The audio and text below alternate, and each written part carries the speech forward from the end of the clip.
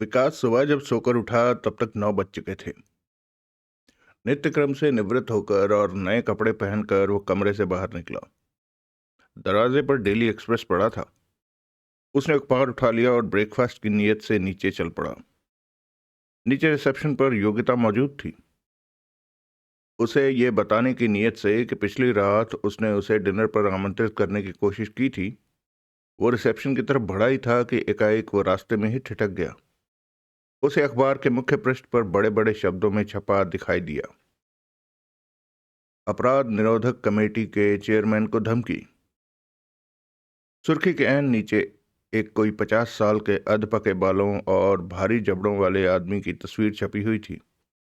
नीचे लिखा था, प्रकाश देव महाजन, चेयरमैन अपराध निरोधक कमेटी विशालगढ़।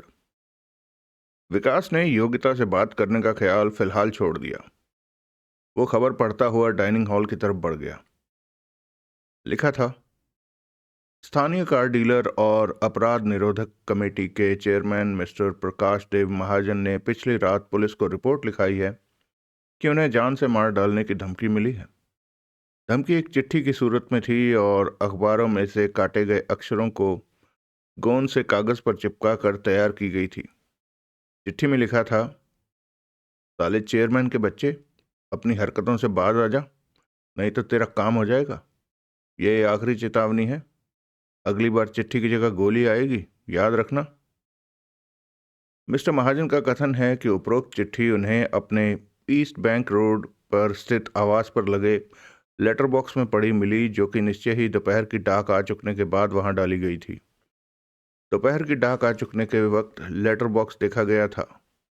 उस वक्त चिट्ठी वहां नहीं थी। उसके बाद लेटर बॉक्स रात के 8 बजे ही देखा गया था, जबकि वह धमकी भरी चिट्ठी उसमें पाई गई थी। चिट्ठी दोपहर और रात 8 बजे के बीच किसी ने कब वहां डाली, ये कहना कठिन था। हमारे संवाददाता विनोद पुरी को दिए गए एक विशेष इंटरव्यू में मिस्टर महाजन ने अपनी यह धारणा व्यक्त की है कि उपरोक्त धमकी नगर में अपराधों को रोकथाम के लिए किए जा रहे उनकी कमेटी के प्रयत्नों की वजह से ही उन्हें मिली है। ये धमकी भरी चिट्ठी, उन्होंने कहा, इस बात का सबूत है कि विशालगढ़ के जराइम पेशा वर्ग के हौसले कितने भी बढ़ गए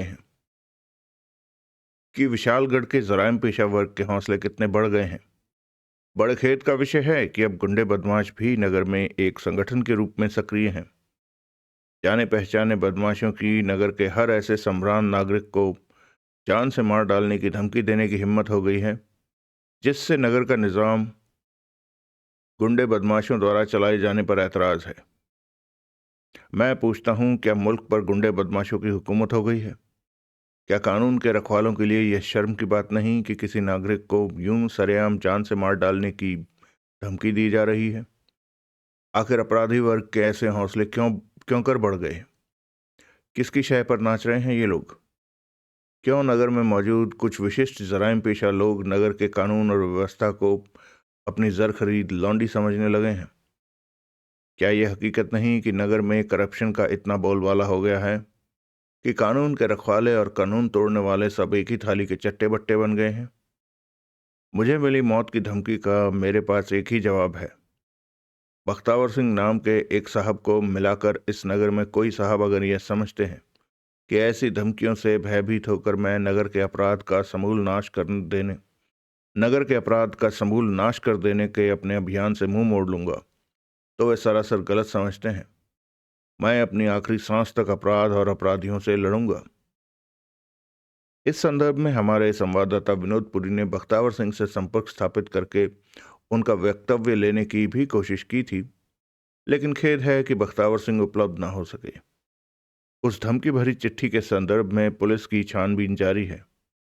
पुलिस के एक प्रवक्ता ने हमेशा की तरह दावा किया कि वे 48 घंटे के भीतर भीतर केस की तह तक पहुंच जाएंगे।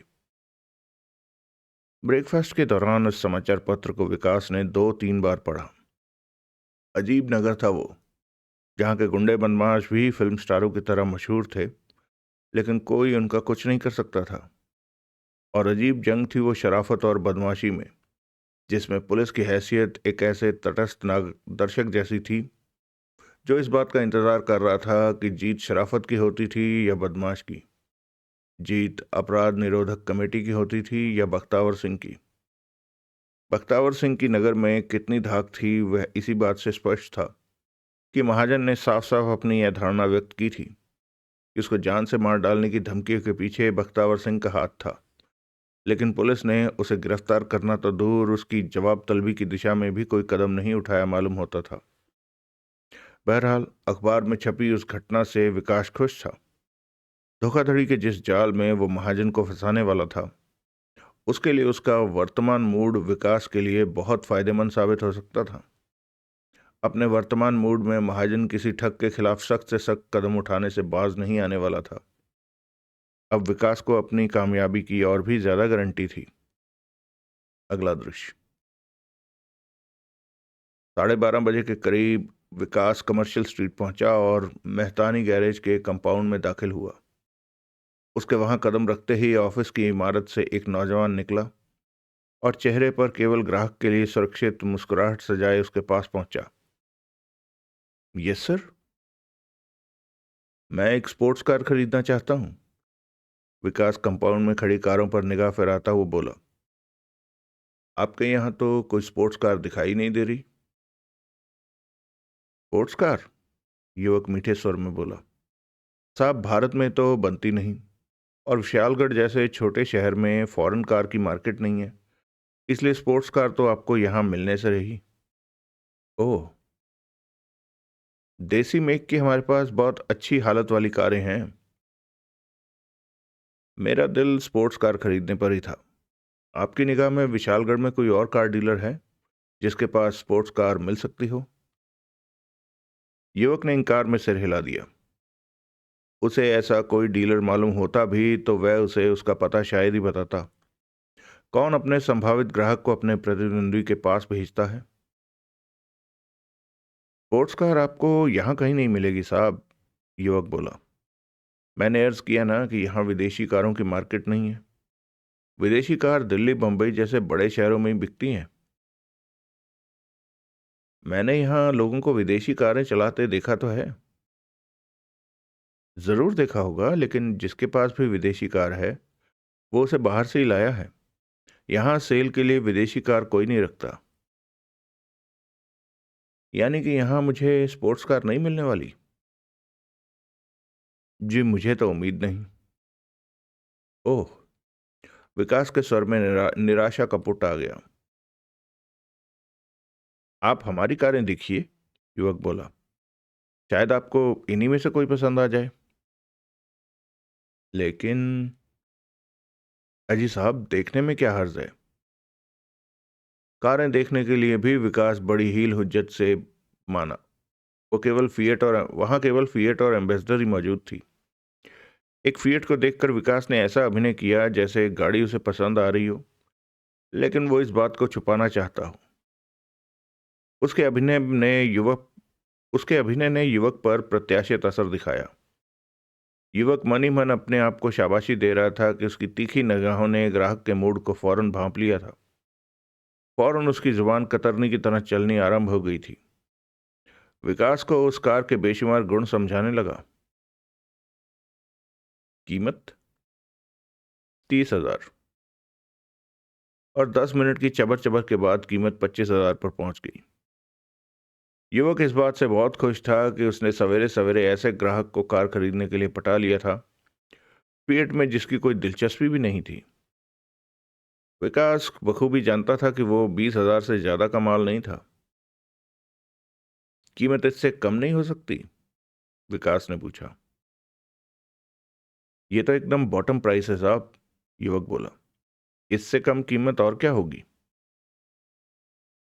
लेकिन हकीकतन मैं स्पोर्ट्स कार ही खरीदना चाहता था।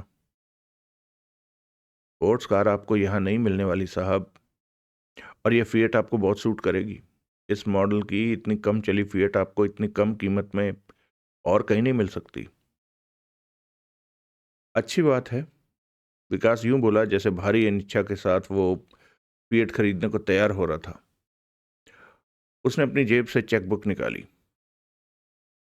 आप पेमेंट चेक से करेंगे? युवक संदिग्ध भाव से बोला। और? विकास हैरानी से बोला। तुम्हारे ख्याल से 25,000 रुपया मैं के जेब में लिए फिरता हूँ? लेकिन आज शनिवार है। शनिवार को यहाँ के बैंकों में पब्लिक डीलिंग 11 बजे बंद हो जाती है।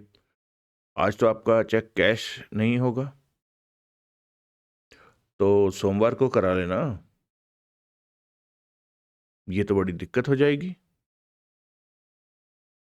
तो फिर छोड़ो, जाने दो। विकास ने चेकबुक अपनी जेब में रख ली। मैं कहीं और जाता हूँ, शायद कोई और डीलर चेक कबूल कर ले। युवक बौखलाया। इतनी मुश्किल से पटाया हुआ ग्राहक अनायास ही हाथ से निकला जा रहा था। आप जरा 1 मिनट ठहरिए। फिर कुछ सोचकर वो जल्दी से बोला, मैं मालिक से बात कराता हूँ आपकी। ठीक है। विकास युवक के साथ ऑफिस में पहुंचा। युवक ने उसका परिचय अपने बॉस G.N. मेहतानी से कराया। मेहतानी लगभग 50 साल का दुबला पतला और सिर से एकदम गंजा सिंधी था। युवक ने जल्दी जल्दी उसे सारी स्थिति समझाई। सौदा 25,000 पर हुआ था। यह सुनकर मेहतानी की आंखों में जो चमक आई वो विकास से छुपी ना रही। फिर बात चेक पर आई। फिर मेहतानी को यह भी मालूम हुआ कि ग्राहक उस नगर का रहने वाला नहीं था। वो धंधा उसे पसंद नहीं था, लेकिन फिर भी उसने विकास का चेक लेना कबूल कर लिया। पहली बात तो यही विकास के बहुत काम आई कि शक्ल सूरत और रख रखाव से वो बहुत ही संभ्रांत और कुलीन आदमी लगता था। ये उसको भगवान की तरफ से वरदान था, जिसका वो अपने धंधे में भरपूर इस्तेमाल करता था। अपने सुंदर व्यक्तित्व और मीठी जुबान से वो सामने वाले पर ऐसा जादू कर देता था कि वो उसे एकदम बेहद ईमानदार और विश्वास के काबिल व्यक्ति मानने के लिए मजबूर हो जाता था। दूसरे वहां सरदार प्रीतम सिंह और स्वरूप दत्त का हवाला बहुत काम आया। उसने बताया कि वो विशालगढ़ को अपना स्थायी आवास बनाने की नीयत से वहां आया था, और सरदार प्रीतम सिंह, जिसके बंबई रहते किसी रिश्तेदार का वो दोस्त था, उसे नदी किनारे एक कॉटेज खरीदवाने वाला था। उसने उन कॉटेजों का वर्णन भी किया जो पिछले रोज उसने सरदार प्रीतम सिंह के साथ देखे थे। बैंक मैनेजर स्वरूप दत्ते से भी वाकफियत होने का दावा उसने किया, और साथ ही उसने मेहतानी को बैंक की पासबुक भी दिखाई, जिसके मुताबिक नेशनल बैंक में उसके पास 50,000 रुपये जमा थे। विकास के हक में फैसला कराने वाली तीसरी और सबसे बड़ी बात यह थी कि उसकी कार उसकी उम्मीद से ज्यादा मोटे मुनाफे में बिक रही थी, और ग्राहक ये बात साफ साफ कह चुका था कि चेक ठुकराए जाने की सूरत में वो किसी दूसरे कार डीलर के पास जा सकता था, और दूसरा कार डीलर उसका चेक स्वीकार कर सकता था। उसने बैंक फोन किया तो दूसरी ओर से कोई उत्तर न मिला। तब तक 1 बज चुका था और प्रत्यक्षतः बैंक बंद हो चुका था। लालच से जकड़े हुए उस सिंधी कार डीलर ने एक आखिरी निगाह सूरत से ही शरीफ लगने वाले अपने ग्राहक पर डाली, और इस शर्त पर चेक लेना स्वीकार कर लिया कि विकास अपने होटल का नाम और कमरा नंबर भी चेक की पीठ पर लिख दे। विकास ने ऐसा ही किया, और 5 मिनट बाद फिएट को ड्राइव करता हुआ वहां से निकल गया। एक मंजिल और पूरी कामयाबी के साथ तय हो गई थी। अगला दृश्य। लगभग उसी समय मनोहर लाल एजरा स्ट्रीट पहुंचा। उस रोज वो अपनी कर्नल के यूनिफॉर्म में नहीं था। उस रोज वो एक मामूली सी पतलून, धारियों वाली खुले गले की कमीज और चमड़े की जैकेट पहने हुए था। अपने गले में उसने एक लाल रंग का रुमाल बांधा हुआ था, और सिर के बाल जानबूझकर उलझाए हुए थे और माथे पर बिखेरे हुए थे। अपने होठों में उसने एक सुलगा हुआ सिगरेट यूं लगाया हुआ था जैसे सिगरेट से एक क्षण की भी जुदाई उसकी जान पर आ बन सकती थी। वो जानबूझकर वो जानबूझकर वैसा हुलिया बनाकर आया था। राजनारायण के काले धंधे में वैसा हुलिया किसी परिचय का मोहताज नहीं होता था। राजनारायण की ज्वेल शॉप में दाखिल होने से पहले उसने एक उड़ती सी निगाह सड़क के पार प्रोविजन स्टोर पर डाली। प्रोविजन स्टोर का दरवाजा बंद था और उस पर एक बड़ा सा ताला झूल रहा था। वो पहले से ही ये मालूम करके आया था कि राजनारायण उस वक्त दुकान में अकेला होता था। राजनारायण उसे वहां अकेला ही मिला। परसों की डकैती से उसने कोई सबक नहीं लिया। परसों की डकैती से उसने कोई सबक लिया नहीं मालूम होता था, या फिर उसे गारंटी थी कि वैसी नौबत दोबारा नहीं आने वाली थी। राजनारायण ने संदिग्ध भाव से उसकी तरफ देखा। उसके चेहरे पर वह स्वागतपूर्ण रौनक न आई जो किसी ग्राहक को देखकर दुकानदार के चेहरे पर आनी चाहिए। बोलो, वो रूखे स्वर में बोला। दुकान में कोई और है? मनोहर उसे घूरते हुए पूछा। नहीं। क्यों? 5 मिनट के लिए शटर गिरा दो। क्यों? तुम्हें मालूम है क्यों? जो कहा है करो। उस वक्त वो किसी कर्नल जैसी दबंग या किसी शरीफ आदमी जैसी शालीन भाषा नहीं बोल रहा था। उस वक्त वो अंडरवर्ल्ड की अक्खड़ भाषा बोल रहा था और उसे मालूम था वही भाषा वहां कारगर साबित होने वाली थी। राजनारायण अपने स्थान से उठा और दुकान का शटर गिराया। अब बोलो। बैठ जाओ। वो बैठ गया। मनोहर उसके सामने बैठ गया। उसने अपनी जेब से शनील की थैली निकाली और उसके सारे हीरे अपने और राजनारायण के बीच काउंटर पर पलट दिए। काउंटर पर जगमग जगमग हो गई। ये क्या है? राजनारायण तीखे स्वर में बोला। तुम्हें नहीं पता क्या है? मनोहर ने उसे घूरा। राजनारायण ने 2-3 हीरे उठाकर परखे, फिर उन्हें गिनने लगा। 10-15 कम होंगे, मनोहर बोला। राजनारायण ने तत्काल हीरे गिनने बंद कर दिए। तुम्हारे पास कहां से आए थे? उसने पूछा। कहीं से भी आए हो, मनोहर अक्खड़ स्वर में बोला। तुम्हें इससे क्या? तुम आम खाने से मतलब रखो, खलीफा पेड़ गिनने से नहीं। तुम आम खाने से मतलब रखो, खलीफा पेड़ गिनने से नहीं। लेकिन ये चोरी का माल है। अच्छा? मनोहर के स्वर में व्यंग का पुट आ गया। और जो बाकी माल तुम्हारी दुकान पर आता है वो कैसा होता है? ये मेरी ही दुकान से चोरी गया हुआ माल है। ये तो चोर की बड़ी ज्यादती है। राजनारायण कसमसाया, तिल मिलाया। आंटी से नवा ढीला करते हो या मैं किसी और के पास जाऊं? ये मेरा माल है, इसकी कीमत एक बार मैं अदा कर चुका हूं। ये माल उसका है जिसके पास ये इस वक्त है। अब ये मेरा माल है। जब नामा ढीला कर चुके होगे तो ये तुम्हारा हो जाएगा। मैं तुम्हें गिरफ्तार करवा सकता हूं। जरूर। किसने रोका है? पुलिस को बुला लो। दोनों हवालात में एक ही कोठरी अलॉट करवा लेंगे। खूब गुजरेगी जो मिल बैठेंगे उठाई गिरे दो। राजनारायण ने बेचैनी से पहलू बदला। मेरे पास फालतू वक्त नहीं है, मनोहर बेसब्रेपन से बोला। जल्दी बोलो, क्या कहते हो?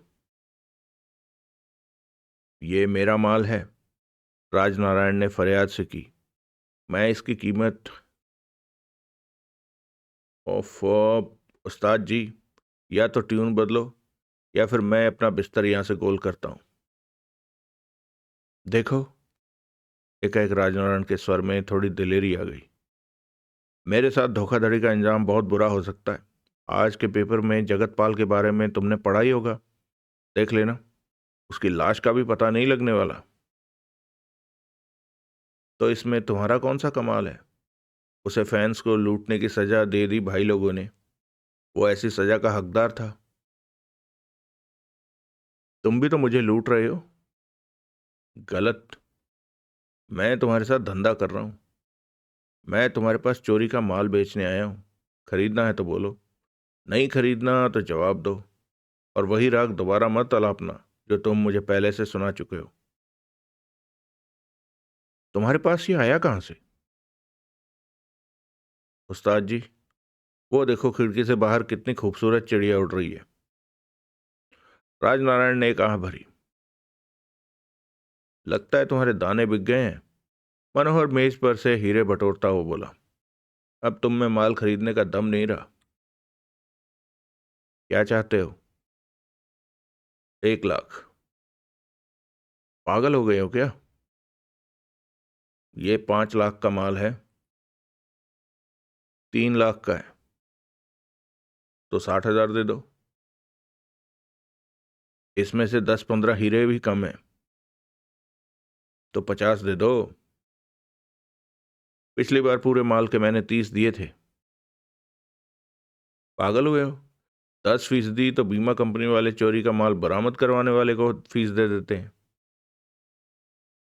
30,000 रुपये तुम बीमा कंपनी से हासिल नहीं कर सकते। वहां तुम्हें बताना पड़ेगा कि तुम्हारे पास माल आया कहाँ से। उसकी कोई सफाई दे भी दोगे तो वहां क्लेम पास होने में महीनों लग जाते हैं। मुझे मालूम है, तभी तो मैं तुम्हारे पास आया हूं। मैं 20 दूंगा। 30 से एक पैसा भी कम नहीं। 3 लाख का माल तो तुम इसे बता रहे हो। मेरी अभी भी गारंटी है कि ये 5 लाख से कम कीमत का माल नहीं है। 22। 28 दे दो। इससे एक पैसा भी कम नहीं। 23। 25 निकालो, नहीं तो भाड़ में जाओ। और फिर वो माल बटोरने लगा। मंजूर, राजनारायण बोला। मनोहर ने हाथ खींच लिया। अब तो बता दो, माल तुम्हारे हाथ कैसे लगा? चाचा, वो खूबसूरत चिड़िया फिर आ गई खिड़की के बाहर। अच्छा मेरे बाप, मत बताओ। राजनारायण नोट गिनने लगा। मनोहर ने होठों में लगे सिगरेट के टुकड़े से नया सिगरेट सुलगा लिया। 24 घंटे से भी कम समय में 35,000 रुपये की कमाई हो गई थी। अगला दृश्य। विकास फिएट पर कमर्शियल स्ट्रीट से निकला और सीधा रिचमंड रोड पहुंचा। दोनों जगहों के बीच कोई ज्यादा फासला नहीं था। फिएट को उसने सीधे कार बाजार के कंपाउंड में दाखिल कर दिया। कंपाउंड में कोई नहीं था। उसने कार को इमारत के पास ले जाकर खड़ा किया और बाहर निकला। उसे यह देखकर बड़ी संतुष्टि हुई कि स्पोर्ट्स कार अभी भी कंपाउंड में खड़ी कारों के बीच मौजूद थी। जब काफी देर तक भी कोई सेल्समैन उसके पास न पहुंचा तो वह इमारत के मुख्य द्वार के पास पहुंचा। ऑफिस के शीशे के दरवाजे में से उसने भीतर झांका। ऑफिस छोटा सा था।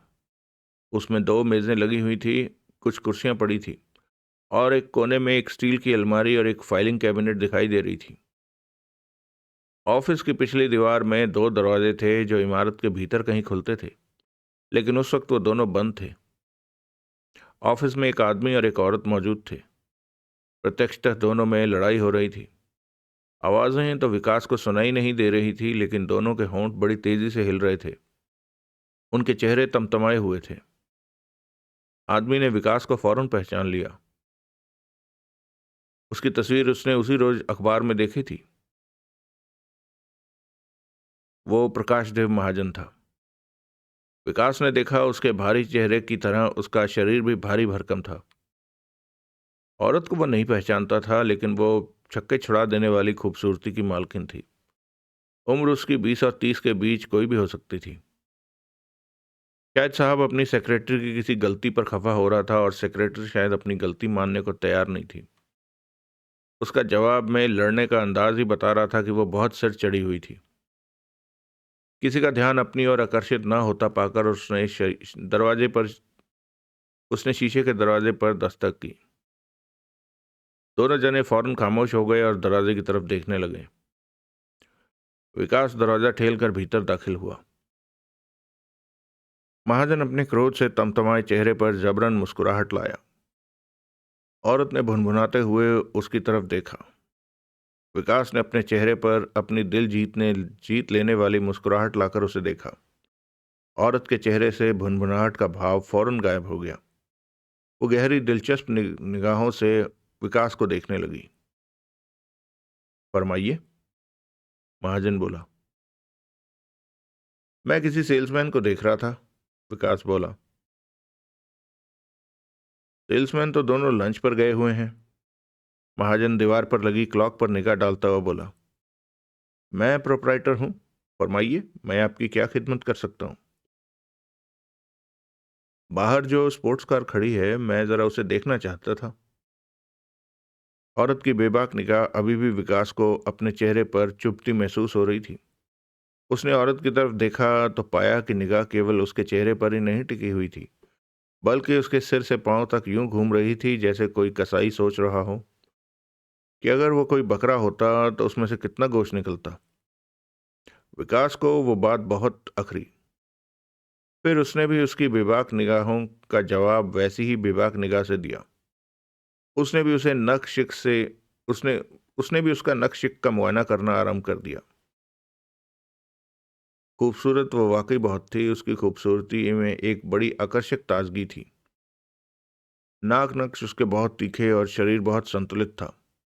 रॉस सिल्क की कई रंग के फूलों वाली साड़ी और स्लीवलेस ब्लाउज उसे बहुत जच रहा था। आइए, विकास के कानों में महाजन की आवाज पड़ी। मैं आपको स्पोर्ट्स कार दिखाता हूँ। विकास ने फिर भी अपना मुआयना बंद नहीं किया और औरत ने साड़ी बहुत नीचे बांधी हुई थी और उसका ब्लाउज बहुत ऊंचा था। उसका नंगा पेट। ये मेरी बीवी है। महाजन की निहायत महाजन का निहायत तीखा स्वर उसकी चेतना से टकराया। विकास को झटका सा लगा। उसने शायद विकास का ध्यान औरत की तरफ से हटाने के लिए ही ऐसा कहा था। वो बहुत हैरान हुआ। दोनों की उम्र में बहुत फर्क था। इन्होंने बिल्कुल ठीक कहा। औरत बड़ी मीठी आवाज से बोली। मैं इनकी बीवी ही हूं, सुनैना महाजन। देख लो, मैंने इनके क्लेम को झुटलाया नहीं है। महाजन ने कहर भरी निगाहों से उसकी तरफ देखा। तो वो मालिक सेक्रेटरी की लड़ाई नहीं थी, विकास ने मन ही मन सोचा। मियाँ बीवी की लड़ाई थी। और वो मियाँ के सामने हजम कर जाने वाली निगाहों से बीवी को घूरे जा रहा था। बंदे को विकास गुप्ता कहते हैं, प्रत्यक्षता वो सिर निभाकर बोला। तशरीफ लाइए। महाजन आगे बढ़कर उसके लिए दरवाजा खोलता हुआ बोला। एक आखिरी तारीफी निगाह सुनैना पर डालकर विकास महाजन के साथ हो लिया। दोनों कंपाउंड में वहां पहुंचे जहां स्पोर्ट्स कार खड़ी थी। महाजन ने कार की तारीफ में कुछ कहने के लिए मुंह खोला ही था कि तभी लंबे डग भरती हुई सुनैना वहां आ गई। डार्लिंग, वो अपने पति से संबोधित हुई। मुझे पैसे देना तो तुम भूल ही गए। बात वो अपने पति से कर रही थी, लेकिन उसकी आंखें विकास पर टिकी हुई थी। हर्राफा, विकास ने मन ही मन उसके बारे में फैसला किया। देखो, महाजन दांत पीसकर बोला, मैं तुम्हें पहले ही कह चुका हूं कि। फिर एकाएक वो ठिठक गया। उसने अपनी जेब से अपना पर्स निकाला और उसमें से कुछ नोट खींचे और उन्हें अपने सामने फैले सुनैना के हाथ पर रख दिया। Thank you darling. सुनैना ने नोट अपने हैंडबैग में ठूंस लिए। फिर उसने एक चमकीली मुस्कुराहट विकास पर डाली और बड़े चित्ताकर्षक स्वर में बोली, bye mister Vikas Gupta, see you again. Sure, Vikas बोला। My pleasure madam. वो घूमी और वहां से चल दी।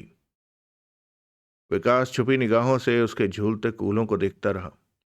उसे पूरा विश्वास था कि उसी को दिखाने के लिए वो जरूरत से ज्यादा लचक लचक कर चल रही थी। उसके देखते ही देखते वो ऑफिस के समीप खड़ी एक काली एम्बेसडर में सवार हो गई।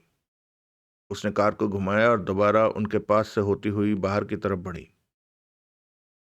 उनके बगल से गुजरते समय उसने फिर एक बड़ी चित्ताकर्षक मुस्कुराहट विकास पर डाली। विकास उस मुस्कुराहट का जवाब न दे सका। वो जानता था उसके पति की भाले बर्छियां फेंकती निगाह उसी पर टिकी हुई थी। सुनैना के वहां से जा चुकने के बाद दोनों का ध्यान एक साथ वहां मौजूद उस इकलौती स्पोर्ट्स कार की तरफ आकर्षित हुआ जिसके सामने वो खड़े थे। फिर महाजन का स्पोर्ट्स कार की विशेषताएं बखान करने वाला स्टैंडर्ड लेक्चर आरंभ हो गया। विकास बड़ी गौर से उसके मुंह से निकला एक एक शब्द सुनने का अभिनय कर रहा था। कीमत? अंत में विकास ने पूछा। 35,000। महाजन यूं बोला जैसे वो कोहिनूर हीरे को कौड़ियों के मोल बेच रहा हो। तो बहुत ज्यादा है। माल भी तो देखिए साहब। माल विकास बखूबी देख रहा था। कार 55,000 किलोमीटर चल चुकी थी। 4 में से 3 टायर बुरी तरह से घिसे हुए थे। बॉडी पर से कई जगह से पेंट उखड़ा हुआ था और इंजन की हालत को तो अभी भगवान ही जानता था। कार में ये तमाम नुक्स ना भी होते तो भी वो 35,000 के काबिल नहीं थी। कुछ कम कीजिए, विकास प्रत्यक्षता बोला। ये एकदम बॉटम प्राइस है साहब। इस प्राइस में कहीं फॉरेन कार मिलती है? वो नगर की अपराध निरोधक कमेटी का चेयरमैन था, लेकिन अपने ग्राहकों को ठगने से उसे कोई गुरेज मालूम नहीं होता था, या शायद वो ऐसी ठगी को अपराध मानता ही नहीं था। फिर भी कुछ तो कम कीजिए, विकास बोला। चलिए 34 दे दीजिए, महाजन बोला। जिस फिएट पर मैं आया हूं वो देखी है आपने? देखी है। इसका आप क्या देंगे मुझे? महाजन के नेत्र सिकुड़ गए। उसने एक सरसरी निगाह दूर खड़ी फिएट पर डाली, फिर वह लंबे डग भरता हुआ उसके पास पहुंच गया। उसके साथ चलता हुआ विकास भी वहां पहुंच गया। महाजन कितनी देर फिएट का पोस्टमार्टम करता रहा। अंत में वो बोला, 15। विकास यूं हंसा जैसे उसने भारी मजाक की बात सुन ली हो। ये इससे ज्यादा का माल नहीं है मिस्टर गुप्ता, वो बोला। और फिर वो उतनी ही बारीकी से फिएट के अवगुण गिनाने लगा जितनी बारीकी से मेहतानी के सेल्समैन ने उसके गुणों का बखान किया था। इसके कम से कम 20 लगाइए साहब, विकास बोला। चलिए आपके लिए 16। 20। सवाल ही पैदा नहीं होता। 20 में तो वो भी इसे नहीं खरीदेगा जिसका ताजा बाप मरा हो। 19। 17 पर सौदा कीजिए, ना आपकी बात ना मेरी। अच्छी बात है, विकास हथियार डालता हुआ बोला। विश्वास जानिए, ये गाड़ी इतनी कीमत के काबिल नहीं है। दूसरे 17 में भी आपको इसलिए दे रहा हूं क्योंकि आप स्पोर्ट्स कार भी मुझसे खरीद रहे हैं। दोनों सौदों को इकट्ठा मिलाकर मैं 4 पैसे जरूर कमा लूंगा। जाने दीजिए आप, बहुत हार्ड बार्गेन किया आपने। महाजन ने एक फरमाइशी ठहाका लगाया। विकास के आगमन के वक्त अपनी बीवी पर जो गुस्सा वो खा रहा था उसे वो अब एकदम भूल चुका था। अब बैलेंस के 17,000 रुपये मुझे दे दीजिए और वो शानदार स्पोर्ट्स कार आपकी और मेरी फिएट आपकी। महाजन ने फिर अट्टहास किया। विकास ने बड़े अंदाज से अपने जेब से चेकबुक निकाली। चेकबुक देखते ही महाजन के नेत्र सिकुड़ गए। पेमेंट आप चेक से करेंगे? वो बोला। जी हाँ, विकास बड़े सहज भाव से बोला। कोई एतराज? जी नहीं, कोई एतराज नहीं। चेक कौन से बैंक का देंगे? जिस बैंक का आप कहेंगे दे दूंगा। मजाक मत कीजिए, मेरा मतलब था किसी लोकल बैंक का चेक देंगे ना आप? जी हाँ। कौन से बैंक का? सेंट्रल बैंक का। मेरा मतलब है नेशनल बैंक का। आइए भीतर ऑफिस में चलकर बैठते हैं। विकास उसके साथ ऑफिस में पहुंचा। वहां उसने अपना सबसे नाजुक अभिनय आरंभ किया। पहले से ही तैयार की हुई योजना के अनुसार उसने जानबूझकर कई ऐसी बातें करनी आरंभ कर दी जिससे महाजन का उसके प्रति अविश्वास बढ़ता ही चला गया। अपने उस अभिनय में उसने उस खास ख्याल अपने उस अभिनय में उसने एक खास ख्याल इस बात का रखना था कि महाजन को ये शक न होने पाए कि वह अभिनय कर रहा था। यह बहुत ज़रूरी था कि बाद में अदालत में पेश होने पर महाजन अदालत में कोई ऐसी बात न बता पाए जो निर्विवाद रूप में विकास के गुनाह भरे व्यवहार की चुगली कर पाती। विकास ने उसे सौदे को क्लोज करने के लिए जो नपी-तुली व्यग्रता दिखाई थी, उसकी ज़रूरत यह थी कि वह महाजन को शक में डाल देती, लेकिन वह अदालत में विकास के खिलाफ साबित न की जा पाती। उस ड्रामे का क्लाइमैक्स तब आया जब महाजन ने उससे कोई ऐसा सबूत मांगा जिससे फिएट उसकी मिल्कियत साबित होती हो। सबूत के तौर पर विकास ने मेहतानी से हासिल हुई बिक्री की रसीद पेश कर दी। महाजन ने रसीद की तारीख देखी तो उसे एकदम गारंटी हो गई कि उसका किसी ठग से वास्ता पड़ गया था। रसीद के मुताबिक फिएट सामने बैठे आदमी ने उसी रोज खरीदी थी। महाजन की निगाह अपने आप ही मेज पर रखे टेलीफोन की तरफ उठ गई। मैं जरा हाथ धोना चाहता हूं, स्पोर्ट्स कार के मुआयने से मैले हो गए अपने हाथ महाजन को दिखाता हुआ विकास एकाएक बोला, वो सामने दायां दरवाजा बाथरूम का है। महाजन व्यग्र भाव से बोला। विकास उठकर बाथरूम की तरफ बढ़ा। उसने जानबूझकर महाजन को ऐसा मौका दिया था कि वो जहां टेलीफोन करना चाहता था कर ले। वैसे गारंटी थी कि फोन उसने मेहतानी को ही करना था। बाथरूम में पहुंचकर विकास ने अपने पीछे का दरवाजा बंद कर लिया। उसने वॉश बेसिन का नल चला दिया और फिर दरवाजे के पास आकर उसने पल्ले के साथ अपने कान लगा दिए। उसे टेलीफोन का डायल घूमने की आवाज साफ सुनाई दी। कुछ क्षण बाद महाजन की दबी हुई आवाज उसके कान में पड़ी। मेहतानी, मैं महाजन बोल रहा हूं। एक क्षण की खामोशी के बाद महाजन की आवाज फिर उसके कान में पड़ी। मुझे लगता है यहां एक बोगस चेक चलाने वाला कलाकार पहुंच गया है। आज तुमने किसी विकास गुप्ता को कोई फीएट बेची है क्या? अभी आधा घंटा पहले? क्या कह रहे हो? विकास गुप्ता को वो फीएट बेचे तुम्हें अभी आधा घंटा भी नहीं हुआ? उसी फीएट का सौदा वो पट्टा 17,000 में मेरे से कर चुका है। एक लंबी खामोशी के बाद महाजन की आवाज उसे फिर सुनाई दी। नहीं नहीं, मेरी आवाज वो नहीं सुन सकता, वो क्लॉक रूम में है।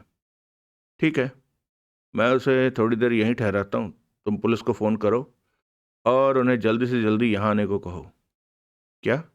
नहीं, मैं अकेला हूँ यहाँ, इसलिए ज़रा जल्दी करो। मुझे यहाँ ये आदमी कोई बहुत खतरनाक ठग लग रहा है। क्या? ज़रा ठहरो मेहतानी, दरवाज़ा खुल रहा है। महाजन के उस अंतिम वाक्य ने विकास को उलझन में डाल दिया। उसने दरवाजे पर से अपना कान हटाया और इस ख्याल से उसके सिरे की तरफ देखा कि कहीं उसी के दबाव से तो किसी प्रकार दरवाज़ा खुलने नहीं लगा था, लेकिन दरवाज़ा उसने बड़ी मजबूती से बंद पाया। पल्ला एकदम चौखट से मिला हुआ था। तभी ऑफिस में से महाजन की हैरानी भरी आवाज आई। तुरंत बाद ऑफिस एक फायर की आवाज से गूंज उठा। विकास ने उस आवाज को साफ पहचाना। वो एक भारी कैलिबर की रिवॉल्वर के चलने की आवाज थी। फिर उसे उस आवाज के पीछे ही पीछे एक चीख की आवाज सुनाई दी और फिर किसी भारी चीज के फर्श पर गिरने की आवाज। एक दो क्षण विकास हक्का बक्का सा पत्थर की प्रतिमा बना यथास्थान खड़ा रहा। फिर उसके कानों में ऑफिस का बाहर वाला दरवाजा भड़ाक से पल्ले के साथ टकराने की आवाज आई। उसने किसी प्रकार अपने आप पर काबू किया और एक झटके से क्लॉक रूम का दरवाजा खोला। एक निगाह में तो ऑफिस उसे एकदम खाली लगा, लेकिन जब वो कमरा पार करके मेज के पास पहुंचा तो महाजन उसे दिखाई दिया। वो अपनी कुर्सी से लुढ़क कर मेज के पीछे जा गिरा था। अब वो पीठ के बल फर्श पर पड़ा था। उसे सांस फंस फंस कर आ रही थी और हर सांस के साथ उसके मुंह से लाल रंग के बुलबुले फूट रहे थे। उसकी छाती में खून का एक लाल दायरा दिखाई दे रहा था जो उसके देखते ही देखते बड़ा होता जा रहा था। विकास उसके ऊपर झुका, लेकिन तभी महाजन के मुंह से आखिरी कराह निकली और विकास के देखते ही देखते उसकी आंखों से जीवन ज्योति बुझ गई। टेलीफोन का रिसीवर अपनी डोरी के सहारे मेज के पहलू में लटका हुआ था और उसमें से आती मेहतानी की आंदोलित आवाज साफ साफ सुनाई दे रही थी। महाजन, अभी गोली चली थी? महाजन, कैसी आवाज थी वो? क्या हुआ है? महाजन, महाजन। विकास ने रिसीवर थामा और उसे धीरे से क्रेडल पर रख दिया। वो दरवाजे के पास पहुंचा। उसने जल्दी से खोला और बाहर झांका। उसे बाहर ऐसा कोई आदमी न दिखाई दिया जो हत्यारा हो सकता था। बाहर रिचमंड रोड पर ट्रैफिक अपने स्वाभाविक ढंग से चल रहा था। वहां शायद किसी ने भी फायर की आवाज नहीं सुनी थी। अगर सुनी थी तो शायद कोई समझ नहीं सका था कि वो कैसी आवाज थी। विकास ने दरवाजा बंद कर दिया। उसका दिमाग तेजी से काम करने लगा। उसका सिक्के बंद ठगी का खेल अब उसके लिए सिक्के बंद फंदा बनता जा रहा था। अगर वो पुलिस के आगमन तक वहीं खड़ा रहता है तो क्या हत्यारा पुलिस को यह विश्वास दिला पाता कि उस कत्ल से उसका कोई रिश्ता नहीं? उसके हक में एक यह बात हो सकती थी कि उसके पास रिवॉल्वर भी नहीं था। वो ठग था, हत्यारा नहीं। रिवॉल्वर उसने कभी भी अपने पास नहीं रखी थी, लेकिन हो सकता था कि वह रिवॉल्वर वहीं कंपाउंड में कहीं फेंक गया हो और उसकी बरामदगी के बाद पुलिस यह दावा कर सकती थी कि रिवॉल्वर विकास विकास ने फेंकी थी और उसी ने वहां फेंकी थी। उसके हक में दूसरी बात यह थी कि सोमवार को बैंक खुलने के बाद वो ये साबित कर सकता था कि वो कोई बोगस चेक चलाने की कोशिश नहीं कर रहा था, लेकिन उसे इसमें अपना कोई खास बचाव न दिखाई दिया।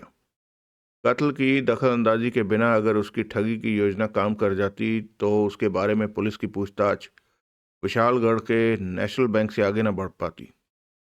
जब यह बात सामने आती कि बैंक में उसका पर्याप्त रुपया जमा था तो सारे संबंधित लोगों के कसबल निकल जाते और उसके बारे में पूछताछ वहीं खत्म हो जाती। लेकिन अब वो कत्ल का मामला था और एक मर्डर सस्पेक्ट के तौर पर पुलिस उसकी बैकग्राउंड को बहुत दूर तक खोदने की कोशिश कर सकती थी।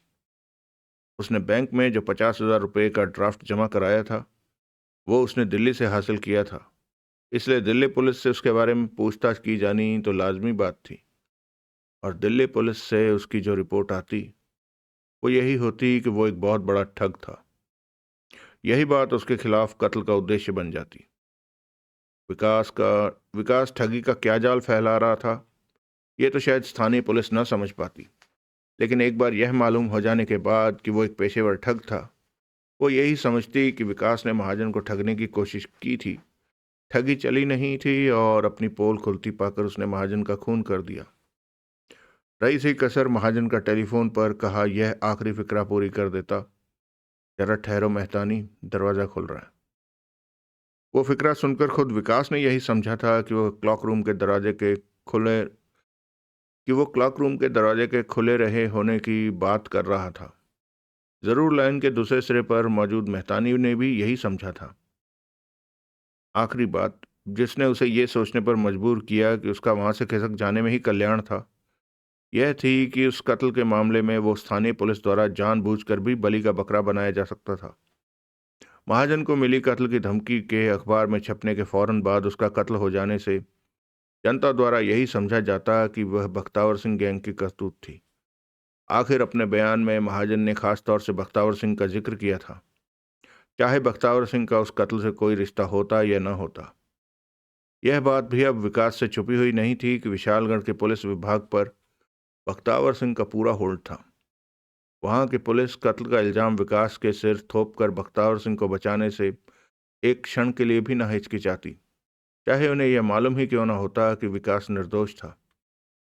किसी बाहर से आए आदमी के साथ उस शहर में ऐसी धांधली हो सकती थी, इस बात का संकेत उसे शबनम से मिल चुका था। उसने मन ही मन एक फैसला किया और जेब से रुमाल निकालकर हर उस स्थान पर से अपनी उंगलियों के निशान पोंछ दिए जिसे कि उसने छुआ हो सकता था। वो वहां से निकल ही गया था कि उसे फिएट की बिक्री की रसीद याद आ गई। वो रसीद उसने महाजन को दी थी। वो वापस महाजन की मेज के पास पहुंचा। रसीद वहां पड़ी थी। उसने उसे उठाकर जेब में रख लिया। वो बाहर आकर कार में सवार हुआ और वहां से निकल पड़ा। कार अभी कंपाउंड से निकलकर सड़क पर पहुंची थी कि उसे कहीं करीब से, बहुत करीब से पुलिस के सायरन की आवाज सुनाई दी। उसने कार को सीधे होटल रिवर व्यू की तरफ भगा दिया।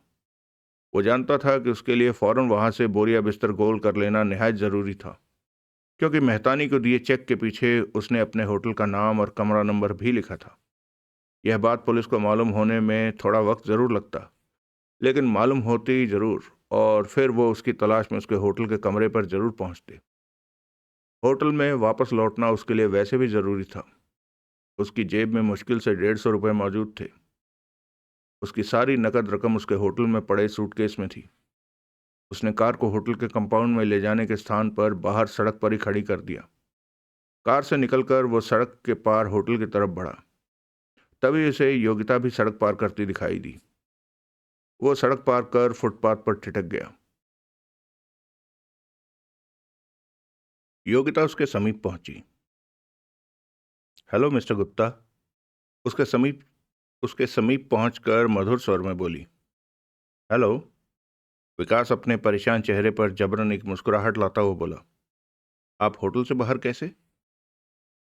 लंच करने गई थी। आप होटल में लंच नहीं करती? नहीं, यहाँ लंच बहुत महंगा मिलता है। स्टाफ के लिए रियायत होती होगी। होती है, लेकिन रियायत के बाद भी लंच यहाँ बहुत महंगा है।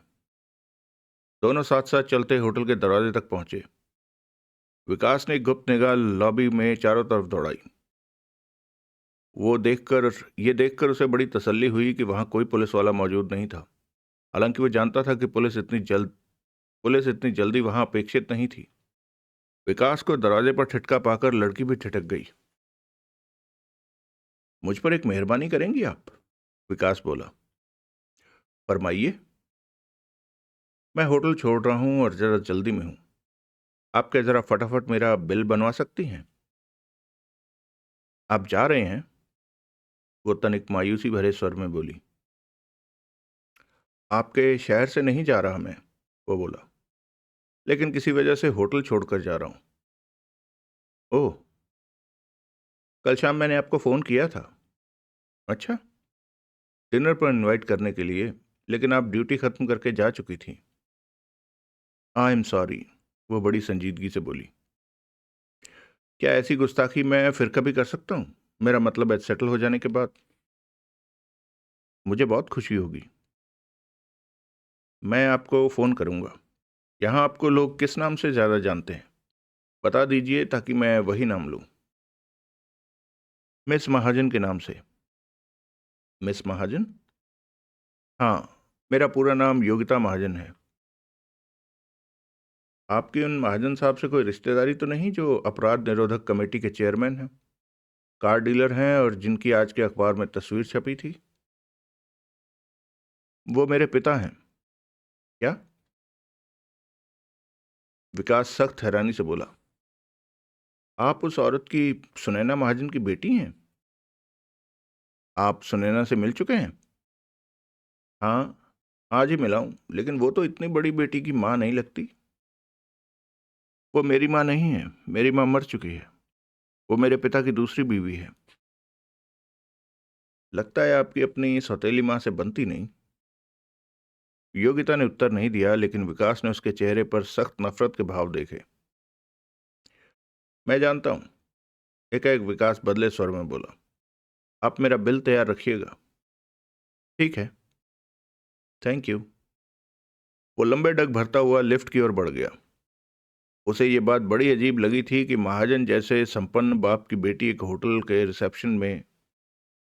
में रिसेप्शनिस्ट की मामूली नौकरी करती थी, और होटल का लंच उसे महंगा लगता था। जरूर योगिता की उस स्थिति की वजह उसकी सौतेली माँ थी, और तो कोई वजह हो नहीं सकती थी। वो अपने कमरे में पहुंचा। वहां उसने अपना नकद रुपया सूटकेस में से निकालकर अपने कोट की जेबों में भरना आरंभ किया। तभी एकाएक टेलीफोन की घंटी बज उठी। घंटी यूं अकस्मात बजी थी कि वो चौंक गया। वो बड़े असमंजसपूर्ण ढंग से टेलीफोन को घूरने लगा। फिर उसने आगे बढ़कर फोन उठा लिया। यस, वो सावधानी से बोला। मिस्टर गुप्ता? एक दबी हुई जनानी आवाज उसके कान में पड़ी। हाँ, मैं योगिता बोल रही हूँ। अभी अभी दो पुलिस वाले आपको पूछते यहाँ आए थे। इस वक्त वो लिफ्ट के इंतजार में उसके सामने खड़े हैं। मुझे पता नहीं क्या चक्कर है, लेकिन फिर भी मैंने सोचा आपको बता दूं। वो मेरे कमरे की ओर आ रहे हैं? विकास ने घबराकर पूछा। हाँ। उन्हें मालूम है मैं अपने कमरे में हूँ? हाँ, मैंने बताया था। मैं ना बताती तो। नेवर माइंड, फोन के लिए शुक्रिया। उसने रिसीवर क्रैडल पर पटक दिया। यानी कि उसका ख्याल गलत निकला था कि पुलिस इतनी जल्दी उस तक नहीं पहुंच सकती। उसने जल्दी से अपना सूटकेस बंद किया और उसे उठाकर दरवाजे की तरफ लपका। उसने बाहर गलियारे में आकर अपने पीछे दरवाजा बंद कर दिया। एक व्याकुल निगाह उसने गलियारे में उस दिशा में डाली जिधर लिफ्ट थी। फिलहाल लिफ्ट का दरवाजा बंद था। वो सीढ़ियों की तरफ लपका। सीढ़ियों पर नीचे उतरने के स्थान पर वो ऊपर चढ़ने लगा। आधी सीढ़ियों के बाद मोड़ था जहां वो हांफता हुआ ठिठक गया। गलियारे में से भारी जूतों वाले दो जोड़े पांव पड़ने की आवाज आ रही थी। ये रहा 312, कोई बोला। विकास बाकी की सीढ़ियां चढ़ गया। वो बाल बाल बचा था। चौथी मंजिल का गलियारा उस वक्त खाली था। उसका सूटकेस बहुत भारी था और उसके समेत वहां से खिसकने की उसकी कोई कोशिश उसे फंसवा सकती थी। उसने देखा उस मंजिल के कई दरवाजों में से एक पर कोई नंबर नहीं था। उसने वो दरवाज़ा खोला। वो एक अलमारी निकली जिसमें सफाई के झाड़ू और बाल्टियां पड़ी थी। अपना सूटकेस उसने वहां रख दिया और बाहर से दरवाज़ा बंद कर दिया। अब सवाल होटल से बाहर निकलने का था। मुख्य द्वार से जाना उसे खतरनाक लग रहा था। वहां कोई और पुलिसिया तैनात हो सकता था। निचली मंजिल से उसका दरवाजा निरंतर खटखटाए जाने की आवाज आ रही थी। उसने वहां से निकलने के लिए फायर एस्केप का रास्ता चुना। फायर एस्केप की लोहे की सीढ़ियां गोल उतरता हुआ वो पीछे होटल के पिछवाड़े में पहुंचा। गनीमत थी कि इमारत से बाहर बिना किसी ओट के बनी हुई उन सीढ़ियों पर किसी ने उसे देखा नहीं था। वो पिछवाड़े से ही कंपाउंड से बाहर निकल गया और घेरा काट कर सामने सड़क पर पहुंचा। अपनी कार की तरफ अभी उसने 2 ही कदम बढ़ाए थे कि वो ठिठक गया। कार के पास एक वर्दीधारी पुलिसिया खड़ा था। विकास तुरंत वापस घूमा और विपरीत दिशा में चलने लगा। योगिता ने उसे तुरंत पुलिस के आगमन की सूचना किस भावना से प्रेरित होकर दी थी, यह तो वही जानती थी, लेकिन यह हकीकत थी कि पुलिस के फंदे से उसी ने उसे बचाया था। अब सवाल ये पैदा होता है कि क्या वो विकास के होटल से फूट गया होने के बारे में किसी को कुछ बताती। आखिर होटल का बिल भी तो वो अदायगी के बिना ही छोड़ आया था। उसका अपनी नौकरी के प्रति निष्ठ उसका अपनी नौकरी के प्रति निष्ठा उसे इस बात के लिए मजबूर कर सकती थी कि वो उसके होटल से खिसक जाने की बात मैनेजमेंट को बता देती।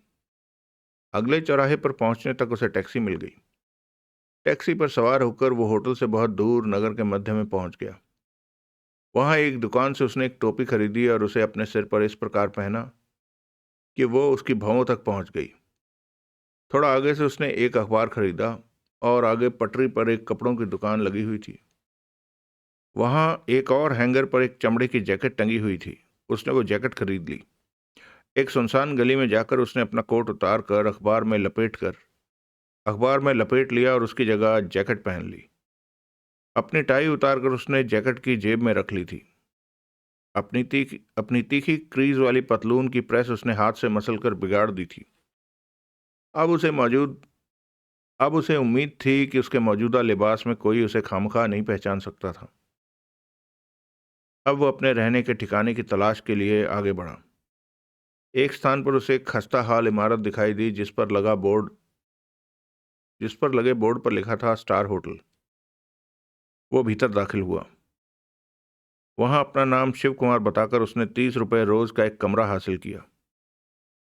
उसे कमरे का नंबर और मंजिल बता दी गई थी। किसी ने उसे कमरे तक पहुंचाने की कोशिश नहीं की थी।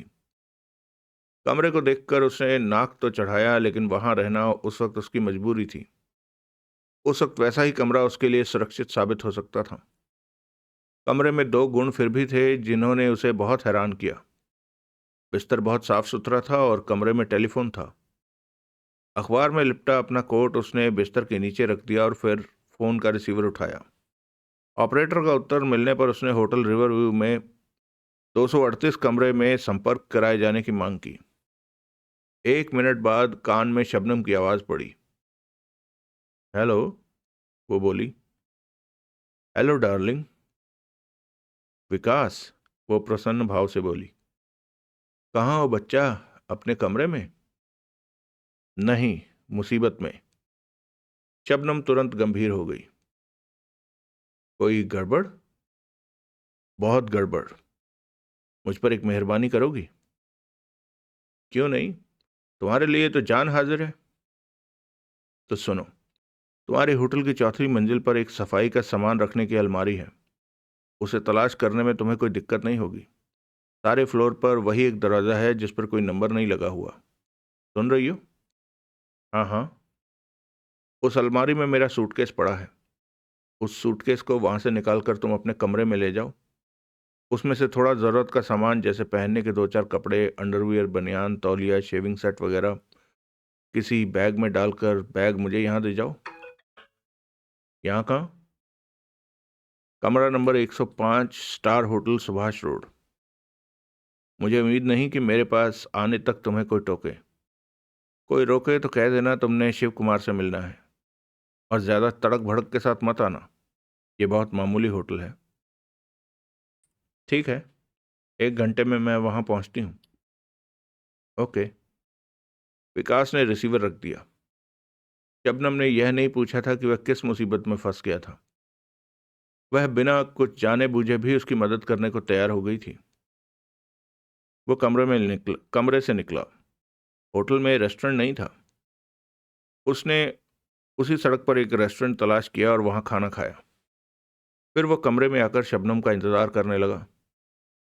1 घंटे से कुछ पहले ही शबनम वहां पहुंच गई। बहुत सादे कपड़े पहनकर आई थी। अपने साथ लाया बैग उसने एक और रख दिया और फिर कमरे में चारों तरफ निगाहें दौड़ाई। बैठो, विकास बोला। वो उसकी बगल में पलंग पर बैठ गई। क्या हो गया? उसने पूछा। बकरा नहीं फंसा? अकल आ गई उसे? मौत आ गई उसे, वो धीरे से बोला। क्या? कत्ल हो गया उसका। शबनम के नेत्र फैल गए। तुमने तुमने उसका? नहीं नहीं, मैंने नहीं, वो जल्दी से बोला। मैंने कत्ल नहीं किया उसका, लेकिन पुलिस यही समझ रही है कि कत्ल मैंने किया है। ओह। विकास खामोश रहा। सिगरेट पिलाओ, शबनम बोली।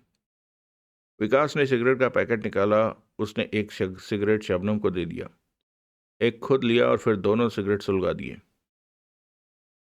शबनम ने सिगरेट का लंबा कश लगाया, नथनों से धुएं की दोनाली छोड़ी और फिर गंभीरता से पूछा, क्या हुआ?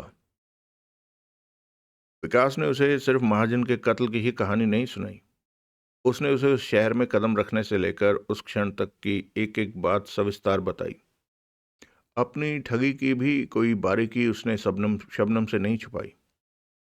जब वो खामोश हुआ तो उसने शबनम के चेहरे पर चिंता से ज्यादा प्रशंसा के भाव पाए। वाह, वो प्रशंसात्मक स्वर में बोली। बहुत शानदार स्कीम सोची तुमने। मनोहर क्या खलीफा है, खलीफा तो तुम हो। तुम जीनियस हो विक्की। विकास खामोश रहा। लेकिन एक बात मेरी समझ में नहीं आई, वो बोली। क्या? स्कीम को इतने फुंदने लगाने की क्या जरूरत थी? कैसे फुंदने? देखो, तुम्हारा प्लॉट ये था कि लोग ये समझें कि तुम कोई बोगस चेक चलाने की कोशिश कर रहे हो और तुम्हें गिरफ्तार करवा दें। ठीक। उसके बाद सोमवार को जब बैंक खुलता तो मालूम होता कि चेक बोगस नहीं था, और फिर तुम उन लोगों पर false arrest, defamation of character और पर्सनल इंडिग्निटी के आधार पर हर्जाने का दावा ठोक देते। करेक्ट। मेरी स्कीम फेल नहीं हो ही नहीं सकती थी। न सिर्फ फेल नहीं हो सकती थी, बल्कि इसकी खूबसूरती ये भी थी कि इसको कार्यान्वित करने में तुमने कोई कानून भंग नहीं किया था। अगर किसी वजह से स्कीम फिर भी फेल हो जाती तो तुम्हारे पास कोई हर्फ करने के नहीं आने वाला था। इस सीधी सादी स्कीम में तुमने फुंदरे क्यों लगाए? तुम सरदार प्रीतम सिंह के पास क्यों गए और उसके साथ नदी किनारे के कॉटेज क्यों देखते फिरे? तुमने बैंक में ये दाना क्यों डाला कि तुम मकान खरीदने के लिए कर्जा हासिल करने के इच्छुक थे? क्यों नहीं तुमने एक जगह से कार खरीदकर दूसरी जगह उसे सस्ते में बेचने की कोशिश की? गिरफ्तार तो तुम इतने से भी हो जाते। गिरफ्तार तो मैं ऐसे भी हो जाता। विकास असहमति में सिर हिलाता हुआ बोला। लेकिन अदालत में मेरा मानहानि का केस न टिक पाता। वो यूं, विकास ने चुटकी बजाई, डिसमिस हो जाता। क्यों? तब क्या तुम्हारी नाजायज गिरफ्तारी जायज हो जाती? नहीं, लेकिन तब ये अंधे को भी दिखाई दे जाता कि मामला ठगी का था। एक बार पुलिस को ये सूझ जाता तो वह मेरी पिछली जिंदगी के बखिए उधेड़ने से बाज न आते। फिर उन्हें यह बात मालूम हुए बिना न रहती कि मैं एक पेशेवर ठग था और दर्जनों लोगों को ठग चुका था। तब क्या मैं किसी से अपनी मानहानि का हर्जाना हासिल कर पाता? मेरा बकरा कोई मूर्ख से मूर्ख वकील भी करता तो वो अदालत में यह स्थापित करके दिखा देता कि मैंने मानहानि का दावा ठोकने के लिए ही जानबूझकर अपने आप को गिरफ्तार करवाया था। ओह। जिस ढंग से मैंने काम किया था उससे कोई विशालगढ़ से बाहर मेरी पड़ताल न करता।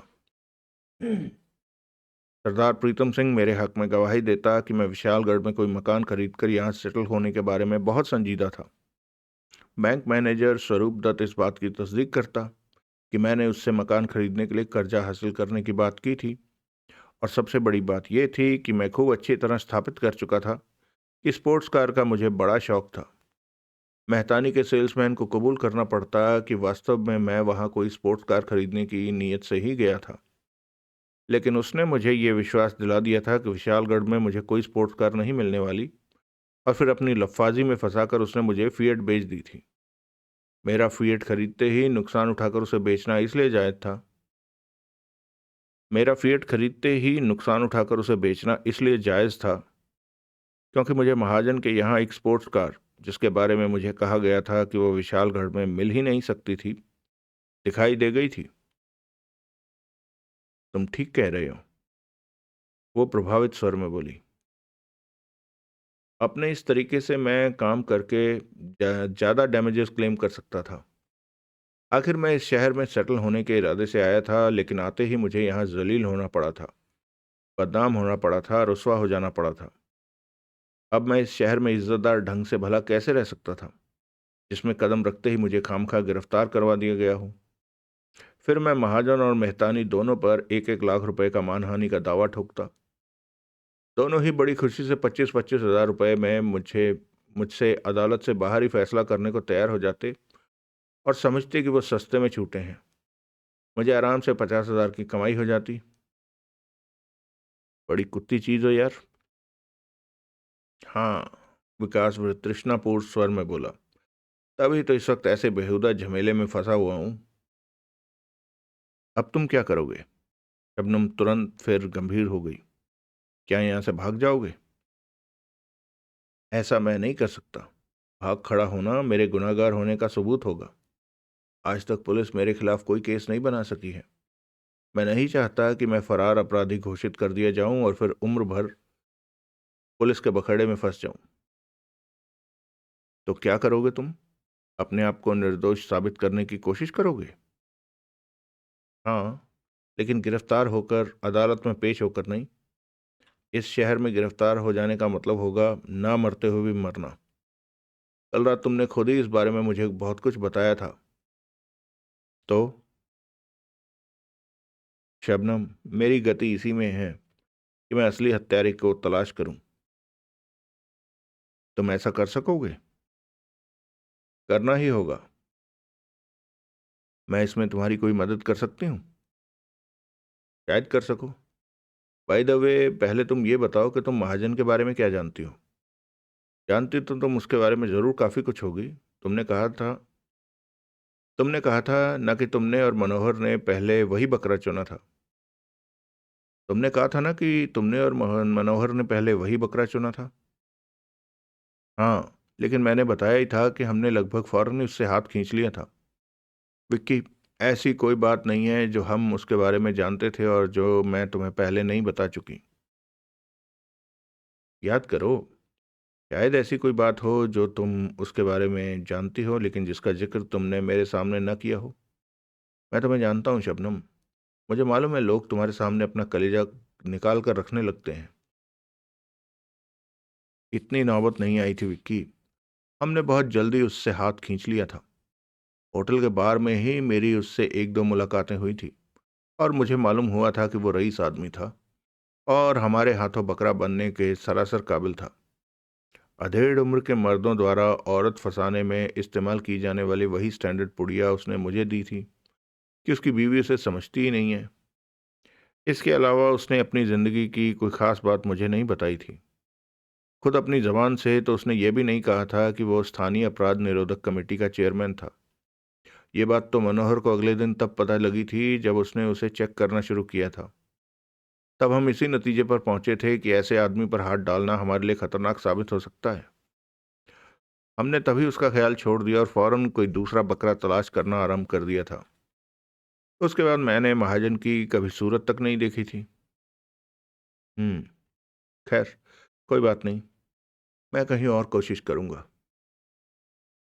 लेकिन ऐसी कोशिश करने के लिए तो तुम्हें यहाँ से बाहर निकलना पड़ेगा। तो क्या हुआ? तुम पहचान लिए जाओगे। कल के अखबार में तुम्हारा हुलिया तो जरूर छपेगा। तुम सरेआम शहर में कैसे घूम सकोगे? लंच से लौटने के बाद विकास ने अपनी चमड़े की जैकेट और टोपी उतारकर अलमारी में रख दी थी। उसने दोनों चीजें उठाकर निकाली और उन्हें दोबारा पहन लिया। फिर उसने अपने हाथ जैकेट की जेबों में घुसा लिए और कंधे झुकाकर सिर नीचा करके कमरे में इधर उधर घूमने लगा।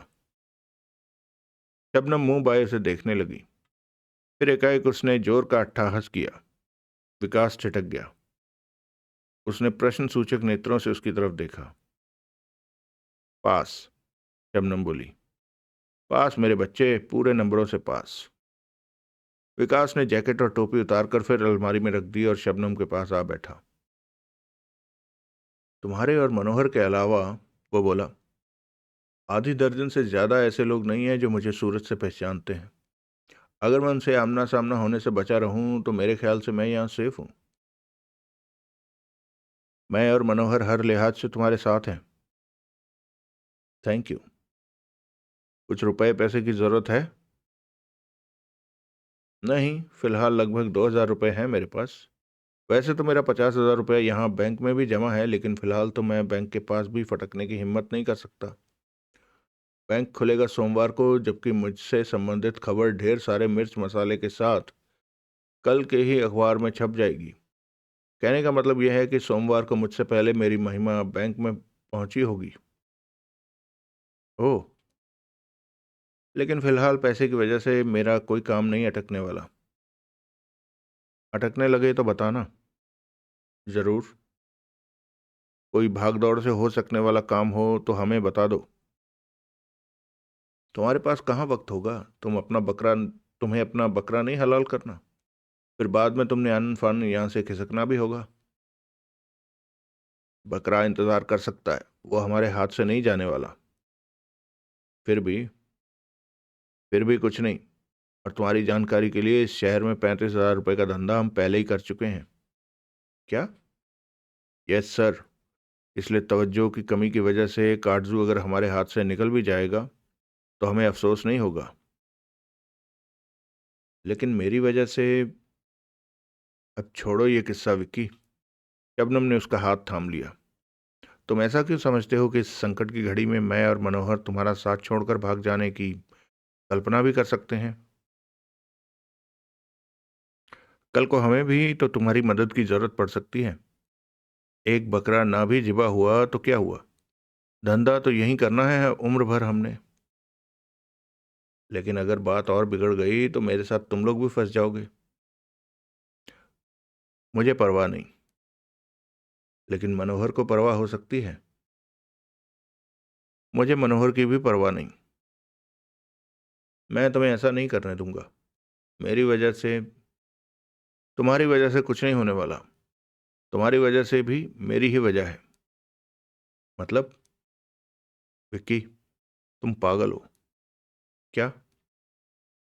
तुम अकल के अंधे हो, कुछ नहीं समझते हो। क्या नहीं समझता हूं मैं? कि मैं तुमसे मोहब्बत करती हूं। विकास अपलक शबनम को देखने लगा। मैं प्यार के बदले में प्यार की उम्मीद नहीं करती। वो सिर झुकाए धीरे से बोली। मैं जानती हूं तुम एक औरत के होकर रहने वाले नहीं। फिर मेरी बात सुनकर तुमने यूं उल्लू सा नक्शा क्यों तान लिया? तुम्हारी शक्ल पर 12 क्यों बज गए हैं? नहीं तो, वो बौखला कर बोला। कैसे नहीं तो? तुम्हारी दिली तसल्ली के लिए बता रही हूं कि कल रात हम दोनों के बीच जो कुछ हुआ उसका मेरी इस बात से कोई रिश्ता नहीं। मेरी ये बात कल हमारे बीच जो कुछ हुआ उसका नतीजा नहीं है। वो एक क्षण ठिठकी और फिर बोली, मुझे पहली निगाह में ही तुमसे प्यार हो गया था। 4 साल पहले जब मनोहर ने पहली बार मेरा परिचय तुमसे करवाया था, मैं तभी तुम पर अपना दिल लुटा बैठी थी। तुमने पहले तो कभी नहीं बताया ना। मुझे उम्मीद थी कि तुम मेरे बताए बिना ही सब कुछ समझ जाओगे, लेकिन तुम कभी ना समझे। तुमने कभी समझने की कोशिश तक न की। वो खामोश रहा। आज भी पता नहीं किस अज्ञात भावना से प्रेरित होकर ये बात मैं अपनी जुबान पर लाई हूं, लेकिन जो मैंने कहा है तुम पर किसी तरह का कोई दबाव डालने की नीयत से नहीं कहा है। मेरा दिल रखने के लिए भी तुम्हारा ये कहना जरूरी नहीं कि तुम भी मुझसे प्यार करते हो। ये बखेड़ा खत्म हो जाए तो तुम अपनी राह रखना और मैं अपनी राह लगूंगी। वो नौबत आने से पहले मैं यह जरूर चाहती हूँ कि तुम मेरे साथ ऐसे पेश आओ जैसे किसी पुरुष को किसी स्त्री के साथ पेश आना चाहिए। मतलब तजुर्बेकार आदमी हो क्या इतना भी नहीं समझते? विकास मुस्कुराया, फिर हंसा। फिर उसने शबनम को अपनी बाहों में भर लिया।